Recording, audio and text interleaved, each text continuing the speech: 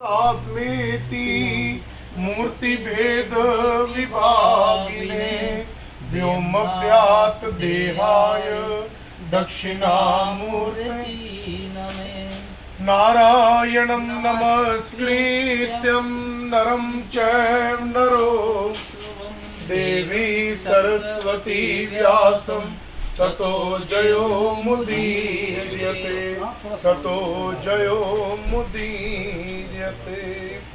आओ मिलकर बड़े प्रेम से प्रभु का स्मरण करते हुए अमा गरुड़ पुराण जी का पावन पाठ प्रारंभ करने हेतु पूर्व अपनी वाणी की पवित्रता के लिए बड़े प्रेम से प्रभु का नाम सबने मिलकर जपना है और परमपिता परमात्मा के श्री चरणों में प्रार्थना याचना करते हुए कि हे परमपिता परमात्मा, हमारी जुबान हमेशा मीठी बनी रहे और इस गरुड़ पुराण की पावन कथा के अंदर आपका निवास हो, ऐसी कामना भगवान से करते हुए और बड़े प्रेम से क्या कहना है।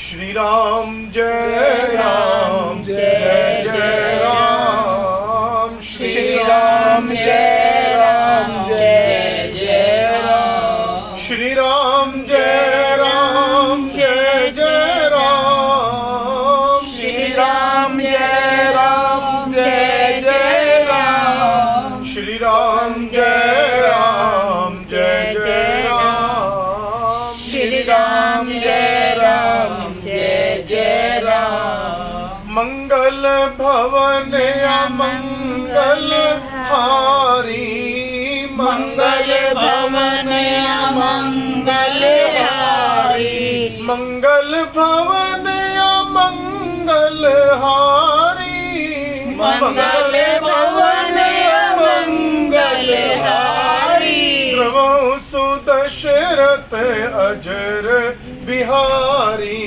प्रभु सुदशरथ अजर बिहारी। श्री राम जय राम जय जय राम, श्री राम जय राम जय जय राम। दीन दयाल विरद संभारी, दीन दयाल विरद संभारी, दीन दयाल विरद संभारी, दीन दयाल विरद संभारी।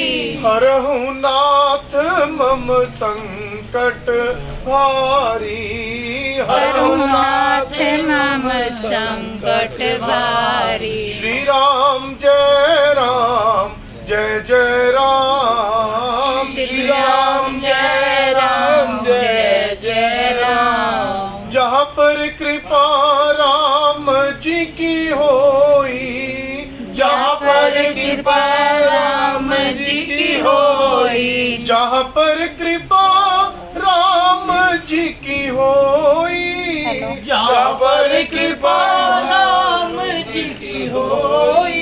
ता पर कृपा करे सब कोई, ता पर कृपा करे सब कोई। श्री राम जय राम जय जय राम, श्री राम जय राम जय जय राम।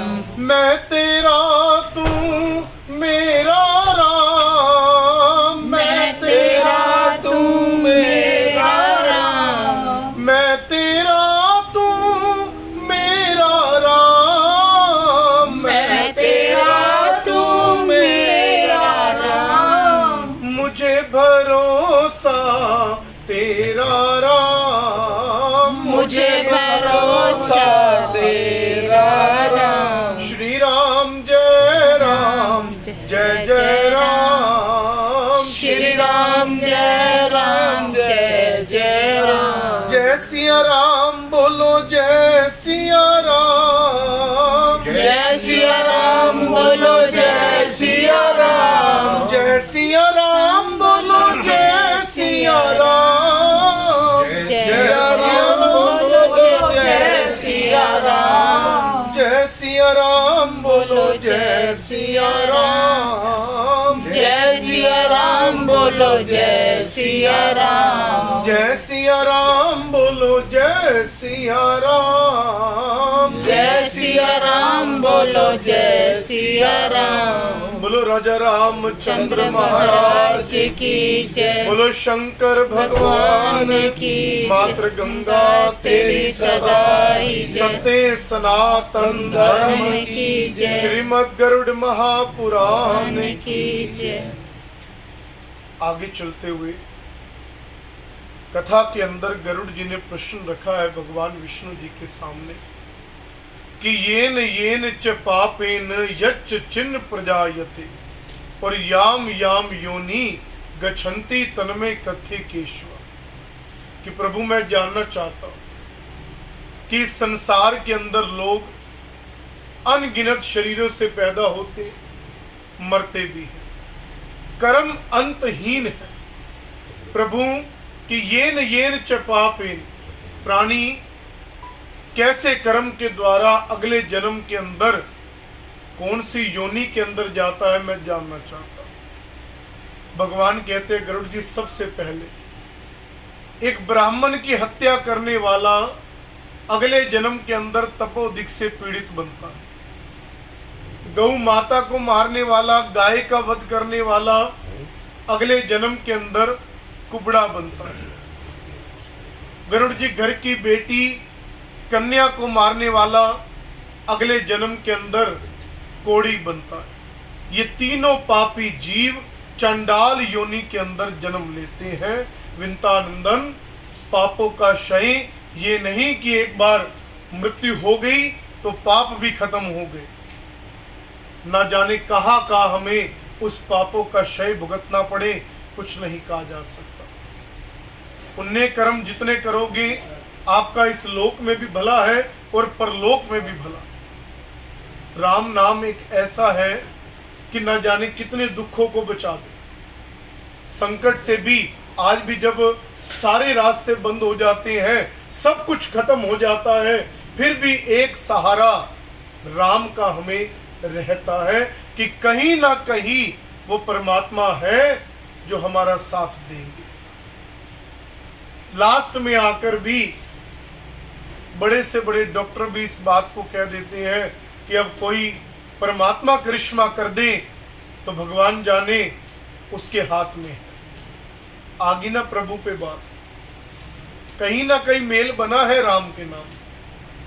महाभारत के अंदर कुरुक्षेत्र की पावन भूमि पर भगवान श्री कृष्ण खड़े हैं और उनका परम मित्र परम दास गांडीव धनुषधारी पांडवों में श्रेष्ठ अर्जुन खड़ा है।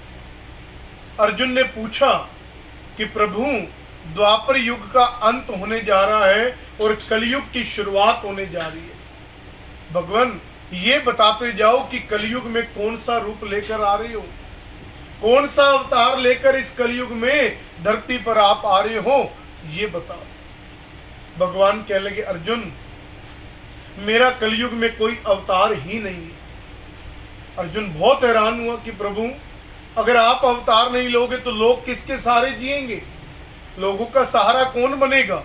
अब आप द्वापर युग में खड़े हो, कृष्ण रूप में आए, लोगों को हिम्मत मिली, सहारा मिला। पिछले युग में त्रेता युग में राम अवतार में आए, लोगों को सहारा मिला। सतयुग में नारायण अवतार में आए, लोगों को हिम्मत मिली। लेकिन कलयुग में अगर आपका कोई अवतार नहीं होगा तो लोग कहाँ जाएंगे। भगवान कह लगे अर्जुन मेरा कलयुग में कोई अवतार नहीं है। जब कलयुग का अंत होगा तब जाके मैं कल की अवतार लूंगा, और वो भी अधर्म पर धर्म की जीत करने के लिए। लेकिन उससे पूर्व कोई मेरा अवतार कोई रूप नहीं होगा। अर्जुन बहुत हैरान हुआ। अर्जुन लास्ट में कह रहे हैं कि प्रभु चलो आप इतना ही बता दो कि अगर आपका कोई अवतार कलयुग में नहीं है तो लोग किसके सहारे जिएंगे, बस ये बताते जाओ, आपकी अपार कृपा हो। बोलो बाके बिहारी लाल की। भगवान बड़ा अच्छा जवाब दे कि अर्जुन अगर जानना चाहते हो, और गोस्वामी तुलसीदास जी ने भी रामचरितमानस के अंदर ये बात लिखी है। गोस्वामी जी ने भी साफ साफ शब्दों में रामायण के अंदर अपनी कलम से ये वार्ता की और बात ये दोहा, ये चौपाई लिखी है। और आज भगवान कृष्ण की भी यही बात अर्जुन के सामने कि अर्जुन, अगर जानना चाहते हो कि कलयुग में लोग किसके सहारे जिएंगे, तो वो होगा एकमात्र नाम का सिमरन। राम का नाम ही कलयुग में एकमात्र सहारा होगा। गोस्वामी जी ने क्या कहा है जानते हो आप? कि कलयुग केवल नाम आधारा, सिमर सिमर नर उतरहि पार। कि जिसने राम का नाम ले लिया कलयुग में, समझ लेना उसका बेड़ा पार है। जितनी ताकत राम के नाम में है ना, उतनी ताकत राम में भी नहीं। ये परमात्मा कहते हैं। कबीर दास जी की मृत्यु हुई, वैकुंठ को गमन किया, वैकुंठ गए, वहां जाकर श्री राम जय जय राम गाए जा रहे। कबीर दास भगवान बड़े हैरान हुए कि कबीरा, जिस राम का तू नाम ले रहा है, वो राम तेरे सामने खड़े हैं, वो नारायण तेरे सामने खड़े हैं, फिर भी तू नाम ले रहा है श्री राम जय राम। क्यों भाई? तुझे मोक्ष मिल गया है, अब आराम से रह। कबीर दास जी पता क्या कहते हैं कि प्रभु, मेरे लिए आपसे बढ़ के है आपका नाम। अगर मैं धरती पर आपका नाम ना लेता ना, तो शायद आज मैं भी नरकों में पड़ा होता। आज मैं आपके पास या वैकुंठ में खड़ा हूं, तो किस कारण से? धरती पर मैंने राम का नाम जपा, राम का नाम लिया, जिसके माध्यम से आज मैं आपके समक्ष खड़ा हूं। जितनी ताकत राम के नाम में है ना, सिमरन में है, किसी में भी नहीं। और कोई किसी के लिए नहीं करता। मैं कह दूं कि मैंने आपके लिए करना है, या आपने मेरे लिए करना है, या किसी ने किसी के लिए करना है, नहीं। हर किसी मनुष्य ने अगर सिमरन करना है, नाम लेना है, तो वो अपने लिए ही लेना। क्यों? क्योंकि ऊपर जाकर कोई ना तो भाई बंधु है, ना कोई स्त्री पुत्र है, ना माता पिता है, ना कोई रिश्तेदार है। अकेला इंसान खड़ा, अकेला प्राणी खड़ा। धर्मराज की अभी पूर्व आपने कल सुना कथा में, धर्मराज की एक बहुत सुंदर कचहरी बनी हुई है, कोर्ट बनी हुई है। जैसे कोर्ट कचहरी होती है ना, सेम बिल्कुल वैसे कचहरी। और सामने कटघरे के अंदर खड़ा किया जाता है। अब यहाँ कोर्ट में मुख्य रूप में कौन बैठा होता है? जज। जज ने जो फैसला करना है वो सर्वमान्य होगा। धर्मराज बैठे जज की तरह, और पूछा जाएगा कि बता तूने धरती पर क्या किया। या तो सच बोल दे, और नहीं भी सच बोलते ना, तो धर्मराज का एक सेवक है जिसका नाम है चित्रगुप्त। धर्मराज कहते, लाओ चित्रगुप्त, इसके पन्ने खोलो, खोलो इसकी किताब। ये कहां से आया है, कौन से शहर से आया है, किस परिवार से आया है, इसने क्या क्या कर्म किए हैं, मुझे बताओ। धर्मराज की एक मोहर लगनी है कि इसने अच्छे कर्म किए, पुण्य कर्म किए, जाओ इन्हें स्वर्ग में ले जाओ। और जब नहीं दिखेगा कुछ कर्म, धर्मराज कहेंगे कि जीवन भर इसने कुछ नहीं किया, जाओ इसको नरक में डाल दो। और ना तो वहां पे ध्यान देना, या तो फिर भी हम सिफारिश चला लेते, ऊपर किसकी चलाओगे? ना धन काम आएगा, ना कोई नाता काम आएगा, ना किसी की जान पहचान काम आएगी। क्या काम आएंगे? सिर्फ तेरे कर्म। तेरे कर्म अच्छे हैं तो ऊपर काम आएंगे, तेरे कर्म नहीं है तो चाहे लाख कोशिश कर ले, तू बच नहीं पाएगा। फोन पे हम झूठ बोल देते, कहीं भी बैठे हो कह देते कि नहीं बैठे, लेकिन जिस दिन उस परमात्मा का बुलावा आ गया, उसको क्या झूठ बोलोगे कि हम नहीं आते, या हम यहाँ बैठे। जिस दिन उस परमपिता परमात्मा ने संदेशा भेज दिया कि चल तेरा समय पूरा हो गया, तो उस समय क्या करेगा? उस समय किसी की कुछ नहीं चलती कि आएगा बुलावा तो जाना पड़ेगा, सर तुझको आखिर झुकाना पड़ेगा। वहां ना चला है, वहां ना चलेगा, बहाना किसी का नहीं चाहिए, दिल दुखाना किसी का नहीं चाहिए, दिल दुखाना किसी का। कि दुनिया का गुलशन बना ही रहेगा, ये तो जहां में लगा ही रहेगा। दुनिया का गुलशन बना ही रहेगा, ये तो जहां में लगा ही रहेगा। दुनिया का गुलशन समझते हो क्या होता है? कोई ये मत समझना कि मेरे जाने के बाद मेरे घर में कोई काम नहीं होगा। सारे काम होते हैं, किसी का कोई काम रुका? कोई कह दे कि किसी के जाने के बाद उसके घर में कोई शादी नहीं हुई या उसके घर में कोई अच्छा काम नहीं हुआ, शुभ काम नहीं हुआ, सारे काम होते हैं। क्यों होते हैं?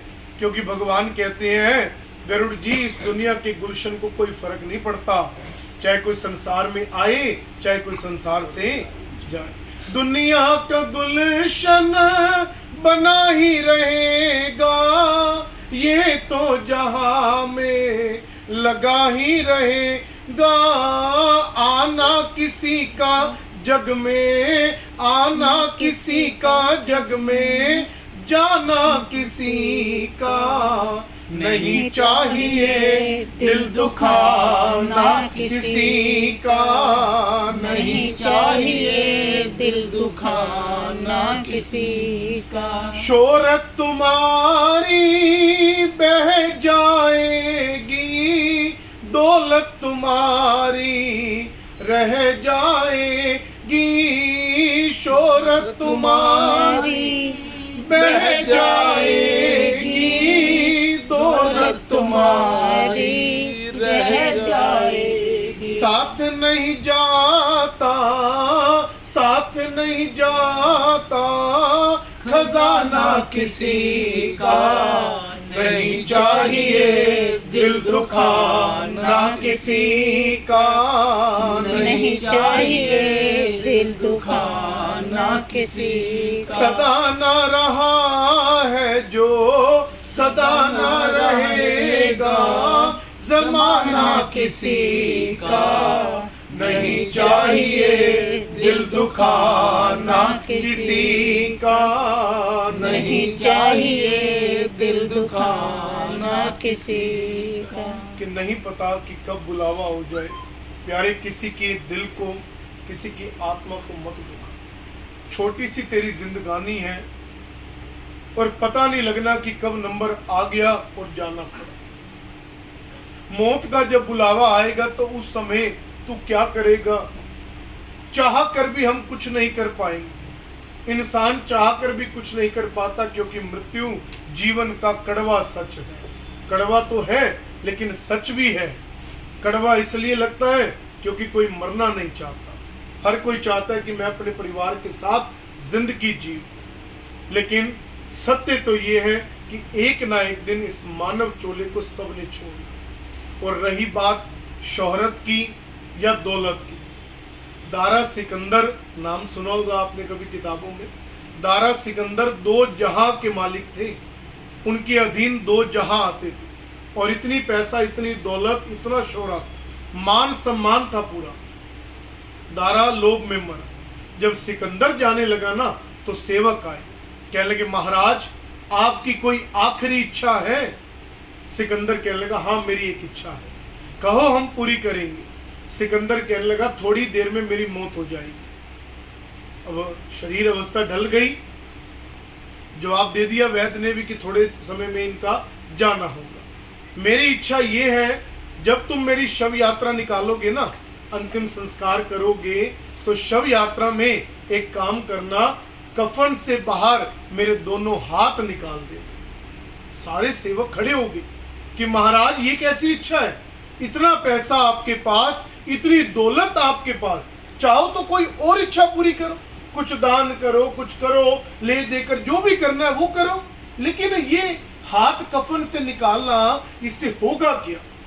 तो जाते जाते सिकंदर शिक्षा दे गया कि जब तुम मेरी शव यात्रा निकालोगे ना और कफन से बाहर मेरे दोनों हाथ निकले होंगे, तो जाते जाते ये दुनिया मेरी यात्रा को देखकर कहेगी देखो 2 जहां का मालिक आज सिकंदर खाली हाथ जा रहा है, कुछ नहीं लेकर जा रहा। समझ जाएंगे कि दौलत केवल जीवन में काम आती है, मरने के बाद काम नहीं आती। ना तो इस दौलत से हम परमात्मा को खरीद सकते हैं, ना इस दौलत से हम यमराज को, धर्मराज को खरीद सकते हैं।